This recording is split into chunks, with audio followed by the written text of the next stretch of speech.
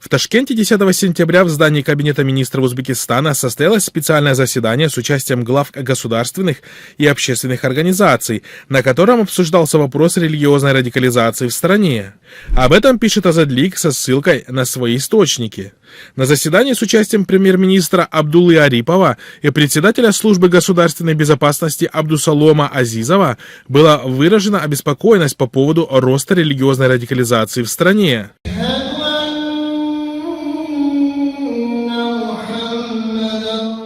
Узбекский блогер и активист Миррахмат Муминов написал на своей странице в Facebook, что принято решение об убавлении звука азана через громкоговорители. Сегодня днем на собрании имамов города Ташкента состоялось обсуждение вопроса убавления громкости азана. Окончательное решение еще не принято, но имамам города было рекомендовано максимально уменьшить громкость и принимать меры, исходя из реакции жителей микрорайона, сообщил активист. The government exercises a certain degree of authority over all elements of religious life in Uzbekistan, but control over the practice of Islam is particularly strict and pervasive. Напомним, что 8 сентября Али Маджлис принял поправки в Кодекс поведения в общественных местах. В соответствии с новыми поправками за ношение никаба предусматривается административная ответственность.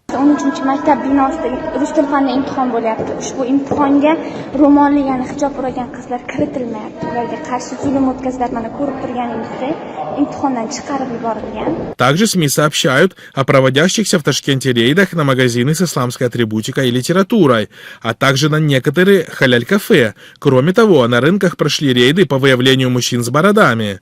По итогам рейда владельцам ряда магазинов по продаже исламской литературы, парфюмерии и одежды, расположенных на улице Наваи, силовики настоятельно порекомендовали сменить исламские названия и убрать с витрин вывески на арабском языке.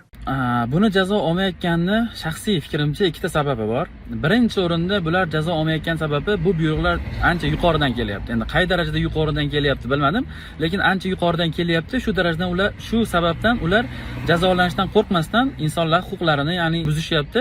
Ular bu huquqlarni buzayotgan shaxslar xodimlar ular jazo olmasligini bilishadi. Shuning uchun qo'rqmasdan qilishyapti va jazo olishmayapti. Bu birinchi sabab. Ikkinchi sabab biz fuqarolarda o'zimizda ayb. Ya'ni biz haqqimizni yetarlicha talab qila olmaymiz. Пользователи соцсетей сообщают о рейдах против бороды и хиджабов и в других регионах страны. Публикуются многочисленные видео, снятые очевидцами с мест проведения рейдов. Председатель управления мусульман муфти Узбекистана Нуриддин Халикназаров поддержал кампанию, выступив с критикой так называемых излишеств в религии. Видео его выступления опубликовала пресс-служба управления. Ислам dinida azizlar, ma'lum bir forma qabul qilinilmagan. Mumkin emas bu. Bu bitta millatning dini emas. Bitta iqlimga kelgan din emas. Agar hamma bir xil forma, bir xil kiyimda bo'ladigan bo'lsa, mashaqqat bo'ladi musulmonga. Din mashaqqat emas. Din bu yengillik. Hamma mana shunday bir kiyim kiyish kerak. Mana bunday joyda bunday qilish kerak. Bunaqa narsa yo'q islomda. Известный узбекский политолог Камалиддин Рабимов сравнил нынешний режим с режимом Ислама Каримова. К сожалению, Узбекистан возвращается к старому образу мышления.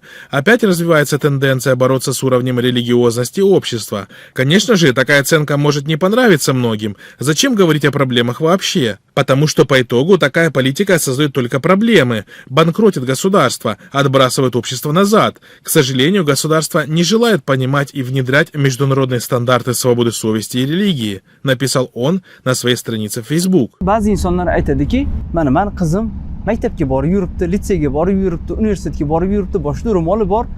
Bizda unaqa muammo yo'q dedi. Ya'ni muammo toki bizani eshigimizni taqillatib kelgunigacha menga tinchlik bo'lgani yaxshi, mayli, boshqalarning boshida ekan deb yuraveramizmi? Qachongacha biz bunaqa bo'lamiz?